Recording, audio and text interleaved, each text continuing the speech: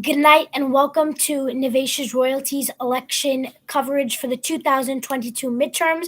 We will begin our coverage at 8 p.m. on the Eastern time zone. So please give us a minute so we can begin. Again, we will begin at 8 p.m. on the Eastern time zone. So thank you for joining us. Please stay with us. Share, subscribe, hit the notification bell. Stay with us. We will begin at 8 p.m. to deliver election coverage.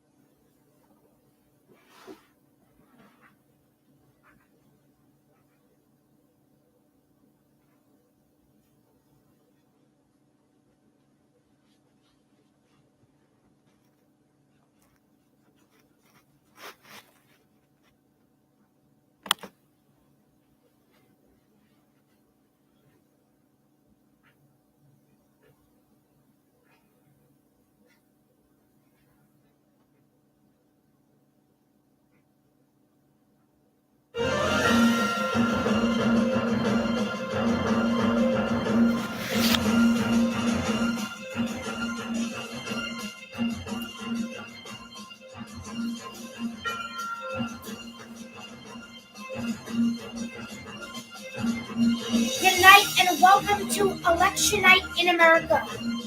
You have voted, Americans have casted their ballots. It is now the time to deliver the results you have been awaiting for. We're coming into a major poll closing. Most states will be closed at this poll closing. As well, we have results, we have projections for you, we have races that are going to be called for you for your state and how your state will be affected by these elections. I'm Navesh Royalty, and I want to thank you for joining me on this election night coverage. And let's begin with us coming in with some breaking news.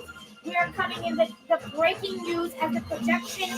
Pennsylvania has just closed its polls. Once again, Pennsylvania, a key state in deciding the balance for power.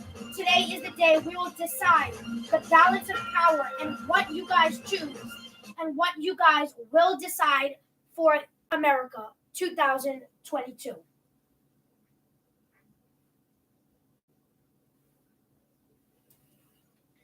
Please excuse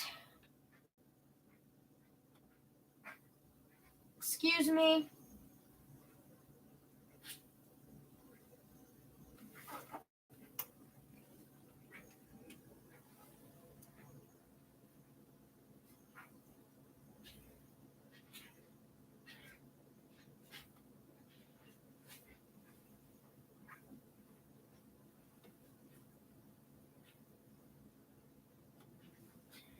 As we are coming into this major election, the midterm elections, the first time in 4 years, we will be having a midterm election. This will be seen as President Joe Biden's report card. We're coming on to you as we deliver poll closings. But let's begin with some major projections. We are coming in already.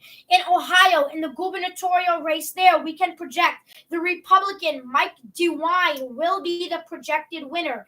Again, Mike DeWine will be the projected winner in Ohio. In Indiana, the incumbent Republican Senator Todd Young will be reelected to another 6-year term. South Carolina, Tim Scott, the incumbent senator, will be reelected to another term, a 6-year term to serve South Carolina. In Kentucky, Senator Rand Paul will be reelected to a 6-year term. In Georgia, Marjorie Taylor Greene, the incumbent representative, the Republican, she has been reelected to represent Georgia's 14th congressional district. In Georgia's gubernatorial race, a key gubernatorial race, a rematch from 2018 between Stacey Abrams and Brian Kemp, we are projecting it is too early to call. In the Georgia Senate race, it is too early to call between Senator Reverend Raphael Warnock and Herschel Walker. In Ohio, in the Senate race between Tim Ryan, it is too early to call. In Vermont, the Senate race, it is too early to call between Peter Welch. This seat in Vermont is to replace the current president pro tempore, the Democratic Senator Patrick Leahy, served 6 terms. So we are coming into a major poll closing. As we are coming in here, we are coming in with South Carolina. We can now project in South Carolina in the governor election, we can now project that Henry McMaster, the incumbent, will defeat Joe Cunningham to be reelected to a 4-year term as the governor of South Carolina. So in New Jersey, Connecticut, polls have just closed there. In Alabama, we can now project Kay Ivey, the incumbent governor there. Kay Ivey will be reelected. She'll defeat Flowers. In Florida, this is breaking news, a key race alert. This is a key race alert. We are calling it in Florida. Get ready because it is what you guys have been waiting for.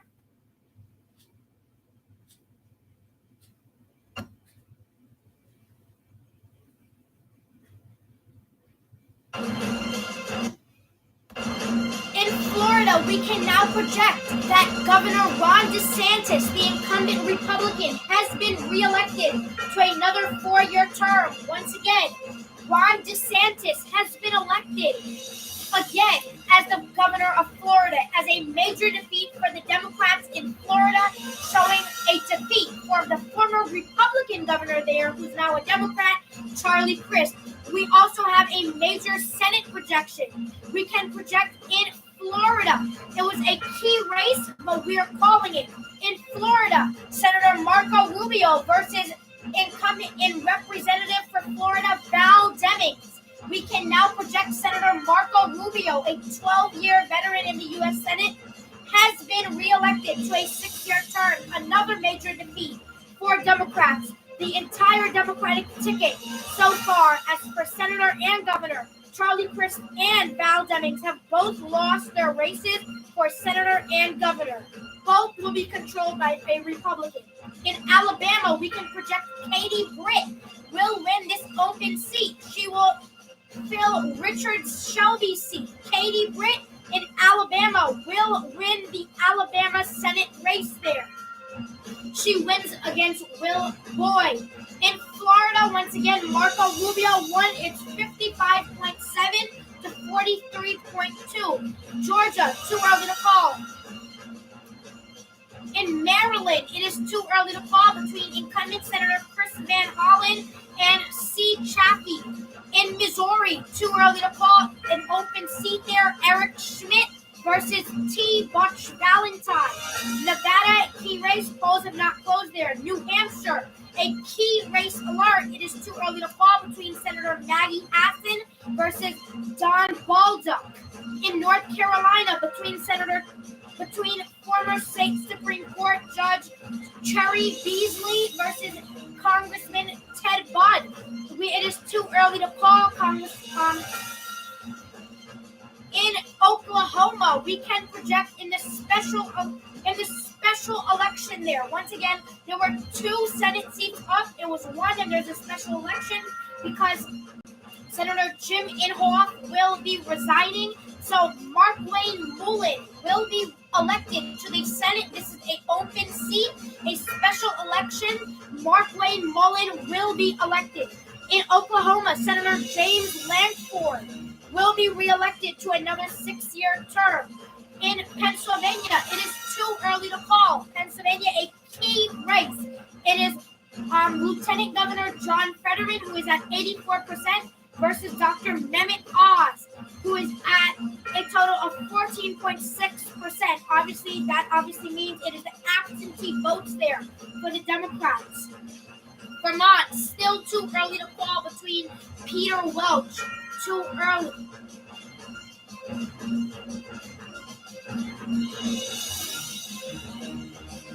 So we are filled up with projections so far.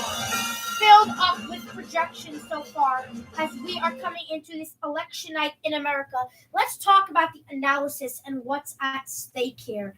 There will be history broken today if some people were to be elected. In Arkansas, if Sarah Huckabee Sanders were to be elected, she would be the first female governor of Arkansas. If Dr. Mehmet Oz were to be elected, he would be the first Muslim senator. If Stacey Abrams in Georgia were to be elected, she would be the first Black female governor in the nation. If Tina Koenig in Oregon were to be elected, she would be the first gay female governor. If Mara Whaley also, she would be the first female governor who is gay, openly gay. In Florida, if Max Frost were to be elected, if Caroline Leavitt, Republican Democrat, they would be the first Gen Zers. This election, we have seen a record number of mail-in and early ballots. We have seen 45 million people cast early ballots.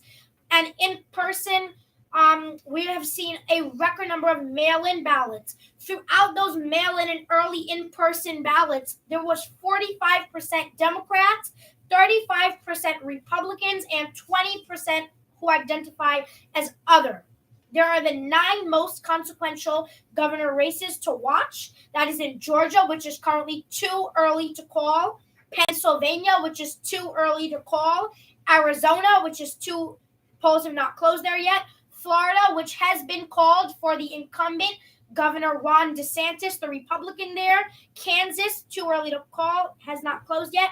Michigan, polls have not closed yet. Wisconsin, Nevada, and New York, which closes at 9 p.m.